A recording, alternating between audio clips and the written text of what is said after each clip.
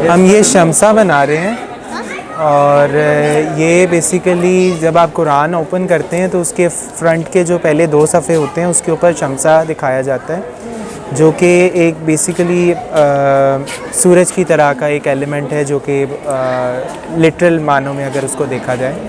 और इसका जो सेंटर है उसको मोस्ट ऑफ द टाइम्स उसको गोल्ड में रेंडर किया जाता है, और जब इसके ऊपर रोशनी पड़ती है तो ये रिफ़्लेक्ट करता है उस रोशनी को, और बेसिकली ये नूर से तशबीह देता है। नूर जो इसका है सिंबलिज़म है वो नूर है। अभी इसको वुड पे कर रहे हैं और वो सामने इंस्टॉलेशन है जिसका ये हिस्सा है, और ये जैसे जैसे कंप्लीट होता जाएगा तो हम वहाँ पे पहुँचाते जाएंगे। MDF की शीट्स हैं जिनके ऊपर हम लोगों ने जेसो किया है, और जेसो करने के बाद हम लोगों ने जो पैटर्न था उसको ट्रांसफ़र करके तो अब उसको पेंट कर रहे हैं। तो इसकी जो साइड्स हैं वो अभी वाइट कलर में है, लेकिन उसको अभी हम लोग ब्राउन सा स्किन टोन देंगे ताकि वो डिफ्यूज़ हो जाए और टी वॉश की तरह दिखे जैसे ट्रेडिशनल वॉश होता था। जो है मैंने खानम फरी नूर से सीखा है, जो कि हस्तोनीस पे इल्यूमिनेशन सिखाती हैं, और वो बेसिकली आपको पेपर के ऊपर स्मॉल स्केल के ऊपर इल्यूमिनेशन, ट्रेडिशनल पर्शियन इल्यूमिनेशन सिखाती हैं। उसके अलावा ये जो बड़े स्केल के ऊपर मैं काम कर रहा हूँ, ये मैंने उस्ताद अज़मत से, जो कि हस्तोनीस में फ्रेस्को के उस्ताद हैं, उनसे मैंने सीखा है बड़े स्केल के ऊपर कैसे काम करना है, उसकी क्या मतलब होता है तरीक़ाकार। तो मतलब 2 उस्तादों का काम मिक्स करके उसको प्रेजेंट कर रहा हूँ। अस्सलाम वालेकुम, मेरा नाम राफ़ी अनवर है और मैं हस्तोनीस का ही एक स्टूडेंट हूँ। कुछ अरसे से मैं मिनिएचर आर्ट सीख रहा हूँ और अभी रिसेंटली मैंने कैलीग्राफी सीखना शुरू की है, यानी कि ख़ताती, और जो ख़त जो है वो सीख रहा हूँ वो है नस्तली। सो आज हम यहाँ पे डेमोन्स्ट्रेशन कर रहे हैं, और बेसिकली ये एक ट्रेडिशनल पैटर्न है शमसा। इसके अंदर जो फूल पत्तियाँ आप देख रहे हैं और उसकी जो शेप देख रहे हैं, हर एक यानी कि फ्लावर की शेप की और पत्ती की शेप की, और जो उसकी मूवमेंट है वो बहुत एक सिंबॉलिक वैल्यू है इसके अंदर, यानी कि एक शमसा है जो कॉस्मोलॉजी है। नॉर्मली जो गोल्डन है बैकग्राउंड में जब हम इस्तेमाल करते हैं आर्ट के अंदर, ट्रेडिशनल पेंटिंग्स के अंदर, तो उसका मीनिंग होता है कि ये नूर है। तो ये नूर की एक बेसिकली एक सिंबलिज़म होता है, सो इसलिए इसको यूज़ किया जाता है, और इसकी जो नेचर है वो एक रिफ्लेक्टिव भी है। वैसे तो जो मेरी फॉर्मल एजुकेशन है वो नेशनल कॉलेज ऑफ आर्ट से हुई है, मैं कम्युनिकेशन डिज़ाइन का स्टूडेंट हूँ, बट ये जो ट्रेडिशनल आर्ट्स हैं ये हमने हस्तोनीस से सीखे हैं। और मिनिएचर की जो मेरी उस्ताद हैं वो फ़ायज़ा नून है, और जो मेरे कैलीग्राफी के उस्ताद हैं वो हैं इमदाद अहमद साहब और अहमद अली भुट्टा साहब। ये जितने भी ट्रेडिशनल आर्ट्स हैं ना, इसकी कोई ना कोई बैकग्राउंड है। इट्स नॉट सुपरफिशियल, यानी कि इसमें कॉस्मेटिक्स नहीं है, इसकी कोई ना कोई लॉजिक है जिसकी वजह से ये चीज़ें बन रही होती हैं और डेवलप हुई हुई हैं पहले से। लोग आके देख रहे हैं, लोग पूछ रहे हैं क्या है, उनके लिए जो ये ट्रेडिशनल पैटर्न्स हैं वो थोड़े से अननोन होते हैं, वो बहुत ज़्यादा इनसे फेमिलियर नहीं होते। लेट्स से कि ये जो एक स्पेशल पैटर्न है आपको इसकी शिबी कुरान में मिल जाएगी। इसी तरह के पैटर्न्स आपको जो पुरानी बुक्स हैं उसमें आपको मिल जाएंगे, लेकिन नए आर्ट में आपको इस तरह की शायद फॉर्म्स कम मिलें। कल के तेज़ी के ज़माने में आई थिंक हम सबको स्लो डाउन होने की ज़रूरत है, और जितने भी ट्रेडिशनल आर्ट्स हैं वो हमें उस तरफ धकेलते हैं कि हम बहुत तेज़ी में ना आएँ। हमें जो सही काम करना है, जो मौजू तरीन काम करना चाहिए वो हमें करना चाहिए। असल में तो हर इंसान का ना फितरती उसका एक मिजाज होता है, जिस तरह मैंने उधर भी बताया था बच्चों का असाबी मिजाज होता है, इस तरह बूढ़ों का होता है, और तो लेकिन उसमें बाद दफ़ा चेंजिंग आ जाती हैं, और उसकी वजह होती है हमारे माहौल इर्द गिर्द का और ग़ज़ा की तब्दीली की वजह से।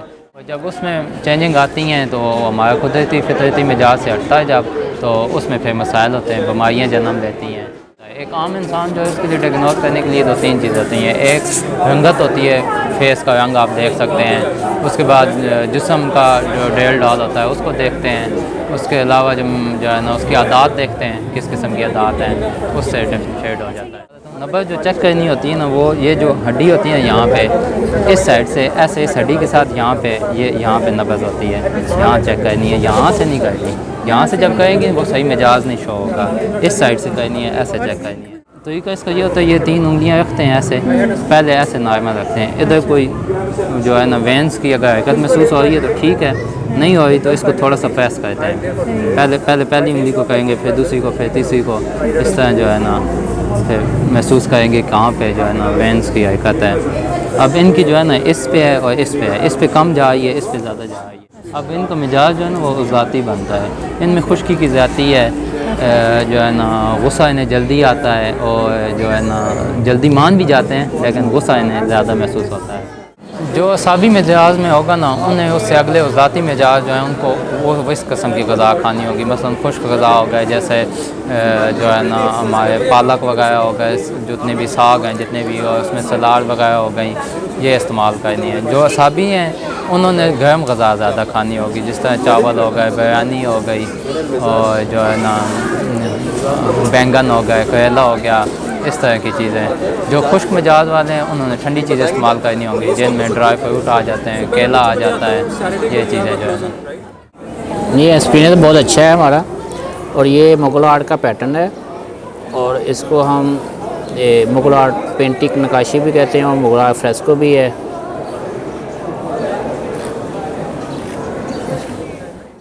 फ्रेस्को पेंटिंग, हाँ जी, अभी ये सीको वर्क हो रहा है, ये सीको वर्क है, ये मुग़ल आर्ट है, और ये हमने सीखा है उस्ताद सैफुर रहमान साहब से, उनके बेटे से हफीज़ साहब, और उनके छोटे बेटे हैं नज़ीर साहब, फिर उनके बेटे हैं एक, उनके कज़न है उस्ताद फ़ाक़त साहब, उनसे फ्रेस्को सीखी है हमने।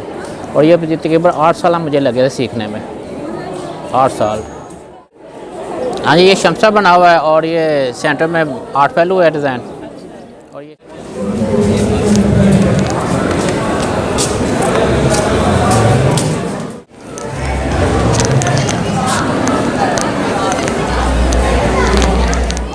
जी अस्सलाम वालेकुम। हज़रत अली ख़ान नाम है मेरा, कामिल ख़ान मुमताज़ के आर्किटेक्ट हूँ, और हस्तुनीस में पिछले 1 साल से जो traditional architecture of the region subcontinent में उसके हम स्टूडेंट हैं, सीख रहे हैं। अभी जो हमने सीखा है उसके अभी प्रैक्टिकल इम्प्लीमेंटेशन ही आप ही कहते हैं, जो पीछे आपको नज़र आ रहा है। हस्तुनीस में तो ये वाहिद इदारा ऐसा है जो ट्रेडिशनल आर्किटेक्चर, मतलब फोकस उनका ज़्यादा ट्रेडिशनल आर्किटेक्चर ही है। ये तो उनका जो सब रूट है हिस्ट्री से मतलब कनेक्ट करती है, ये चीज़ें उनको हिस्ट्री से कनेक्ट करती है। तो ये जो से आप वो देख लीजिए ज्योमेट्रिकल पैटर्न, ये सारे बच्चों ने किए, वो उनको ना थोड़ी सी अंडरस्टैंडिंग चाहिए। बाकी जब उनकी स्टार्ट मतलब हो जाती है तो वो मतलब फिर स्टार्ट ही कर लेते हैं, वो फिर कोई दिक्कत नहीं आती उनको, वो बिल्कुल मतलब वो कह रहे हैं कि हम इसको कंप्लीट करके जाएं, तो ये भी मतलब काफ़ी अच्छी बात है। बिस्मिल्लाहिर्रहमानिर्रहीम, नहमदुहु व नसल्ली अला रसूलिहिल करीम वस्सलातु वस्सलामु अला सय्यिदिल अंबिया वल मुरसलीन। अल-ख़त्तु हिंसतु रूहानिया, यानी ख़त जो है रूह की ज्योमेट्री है, ठीक है जी। और अल-ख़त्तु मख़फ़ीउन फ़ी तालीमिल उस्ताज़ व क़िवामुहु फ़ी कसरतिल मश्क़ व दवामुहु अला दीनिल इस्लाम। ये हज़रत मौला अली रज़ियल्लाहु तआला अन्हु का कौल है कि ख़ताती सीखनी हो तो उस्ताद से सीखी जाए। उस्ताद में मख़फ़ी है, उस्ताद के पास है ख़ताती का इल्म जो है, और सीखना हो तो उस्ताद से रूबरू सीखें जाके। ये फ़ेसबुक जो है ये एक आर्जी तौर पर ये एक है, ये तो एक अलामत है, इसमें प्रॉपर नहीं सीखा जा सकता, क्योंकि लाइव उसमें एंगल का पता ही नहीं चलता। वो वीडियो जो चलती हैं उसमें लाइव जो देख सकते हैं, वो तालिब इल्म को पता नहीं चलता कि भाई इसका ज़ाविया कौन सा है और इसका एंगल यानी कहाँ से शुरू हुआ है, कलम कहाँ से घूमी है। तो वीडियो कुछ बनती है, असल कुछ होता है, बड़ा फ़र्क होता है। इसलिए सामने देखना चाहिए स्टूडेंट को कि वो सीखने के लिए देखे उस्ताद को कि उस्ताद साहब कैसे लिखते हैं। ये वाला ख़त जो है ख़त्ते सुलस कहलाता है, और ख़त्ते सुलस का मतलब ये है कि 3 ख़तों का अमेज़ा है, यानी ख़त्ते तुमार और गुबार को और मिला के एक तीसरा ख़त जो दरियाफ़्त हुआ, तो यूँ समझ लें कि वो इसका नाम अरबी में सुलस 3 को कहते हैं, यानी ये तीसरा ख़त बरामद हुआ, तो यूँ कह लें कि ये ख़त्ते सुलस है। तो तो ये मुहक्किक से पैदा हुआ था। पहले ख़त कूफ़ी ही था। कूफ़ी को बड़ा जब लिखा गया बड़े तख्ते पर तो तुमार कहलाया, तुमार। अब तुमार से वो फिर तजर्बात होते रहे सदियों पहले, सन 2 हिजरी।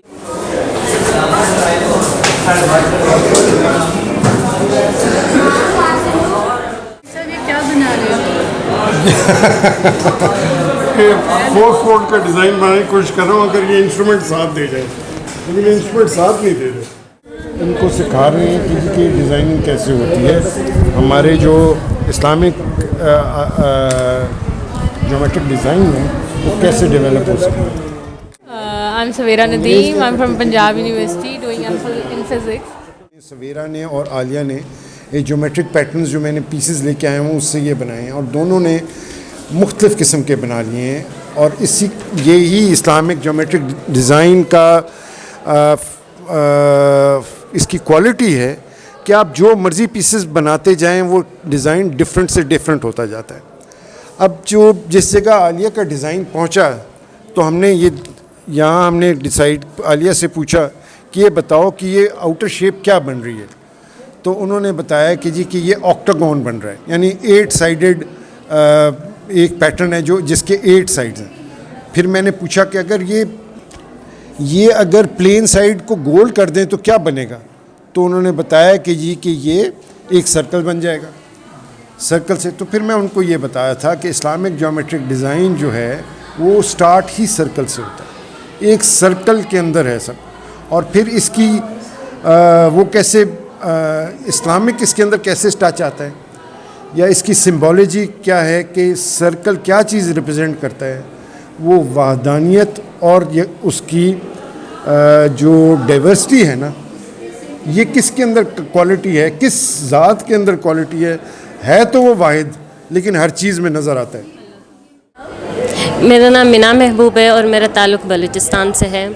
मैं आर्किटेक्ट हूँ, कामिल ख़ान मुमताज़ आर्किटेक्ट्स में मैं जॉब करती हूँ और हस्तन ईस्ट में मैं इस्लामिक आर्किटेक्चर का कोर्स कर रही हूँ। और हमने जो यहाँ डिस्प्ले किया हुआ है सारा काम, ये हमारे पुराने जो उस्ताद थे ट्रेडिशनल आर्ट्स के, उन्हीं के ड्राइंग्स के पे बेस्ड हैं। ये सारा काम हमने हस्तन ईस्ट में ही सीखा है। ये जैसे कि पुराने चेनियोट के हमारे उस्ताद थे या बाकी जो ट्रेडिशनल आर्ट्स के थे, सब हमने यहाँ पे डिस्प्ले किया है। हमने ये इसलिए डिस्प्ले किया है जैसे कि इसमें साइंस और आर्ट्स का एक मिलाप समझ लें आप। ज्योमेट्री जो है, ज्योमेट्री सारे फ़लसफ़ों का एक बेस है, फंडामेंटल है। ज्योमेट्री हर आर्ट्स में अप्लाई होती है और हर आर्ट हो, चाहे फ़िज़िक्स हो या तो सेक्रेड आर्ट हो, सब में ये जो ख़ताती है सारा कैलीग्राफी, इसमें भी ज्योमेट्री अप्लाई होती है। कि हमारे जो पुराने सेक्रेड आर्ट या ज्योमेट्री का आप समझ लें टेक्निक्स हैं, वो सारे अभी के जनरेशन्स जो हैं वो उन्हें इग्नोर ही करते हैं। बहुत सिंपल से हमारे ट्रेडिशनल आर्ट्स में ये टेक्निक्स अप्लाई होते हैं, लेकिन अभी उनको कुछ तरह से आप समझ लें मुश्किल बना देते हैं। एक पॉइंट से स्टार्ट होती है बात ज्योमेट्री की और सारे ये जो पैटर्न्स यहाँ तक आ पहुँचती है, सारे शेप्स वगैरह इसी पॉइंट से ही निकलते हैं। ये हमने डिज़ाइन जो बनाया है ये सारा, इस पे जो टेंशन और कंप्रेशन जो अप्लाई होती है इस सारे पॉइंट से, और ये जब एक जी सेक्रेड ज्योमेट्री का वैसे जी मुसद्दस है जी, सर्कल से ड्रॉ किया है। ये पूरी जो ज्योमेट्री है आप ऊपर से इसको दिखाएंगे जब, ये अभी फिक्स नहीं हुआ सही से, इस पर मैं काम कर रही हूँ अभी। ये जब पूरा बैलेंस होगा ये खुद ब खुद ये इनके सेंटर में आ जाएगा जी। अस्सलाम वालेकुम जी, मेरा नाम सना है। मैं आर्किटेक्ट हूँ, यूईटी से ग्रेजुएटेड, और 2 साल पहले मैंने हस्तन ईस्ट के साथ कोर्स किया था ट्रेडिशनल आर्किटेक्चर का और ज्योमेट्री का। ये कुछ ज्योमेट्रिक पैटर्न्स हैं। This is our lost art and science. लोग समझते हैं कि this is just art and it's obsolete, but it's not obsolete. ये it's just been forgotten and we have lost it somewhere in the way, but we are trying to rediscover our roots, जिसके quest में हम ये सारा काम कर रहे हैं। ये कुछ पैटर्न्स हैं जो 6 फोल्ड हैं और ऊपर वाले जो है ये सारे 4 फोल्ड पैटर्न्स हैं। इसमें 4s की भी ज्योमेट्री है, 8s एंड 12s की भी है। और एक हमारी ये सामने वाली दीवार पे इंस्टॉलेशन अभी लग रही है, दिस इज़ ऑल्सो 4 फोल्ड और इसमें 8 पॉइंटेड बन रहे हैं stars. They are not able to connect it with either art or science, but this is both a combination of art and science. इसको हम isolate नहीं कर सकते and it's very traditional. It's down to the Islamic roots और उससे भी पहले का ज्योमेट्री पे ट्रेडिशनली काम होता रहा है, तो ये सारा उससे प्रोग्रेस होता रहा है काम।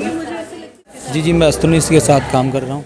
जी मैं मुग़ल आर्ट में जितने भी काम हैं ये सारे हम रवायती काम जो पुराने हैं वो सारे करते हैं।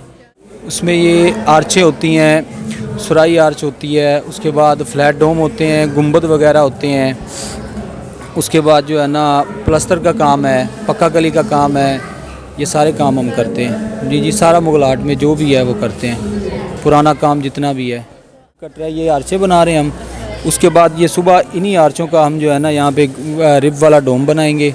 उसके बाद जी वो कल तक बनेगा और जो है ना यहाँ पे एक सुराई आर्च लगाएंगे, एक गुंबद बनाएंगे। जी मैंने ये अपने उस्ताद जाफ़र से सीखा है जी, वो मेरे ताया अबू थे और ताया ग़ुलाम दस्तगीर साहब, उनसे पूछा। ये हमारा ख़ानदानी काम है, नस्ल दर नस्ल, उस्ताद दर उस्ताद ये हम सीखते आ रहे हैं जी। उसमें वो जो है गालबकारी का जितना काम है, थोबे का काम जितना है, ये सारा काम कर लेते हैं हम।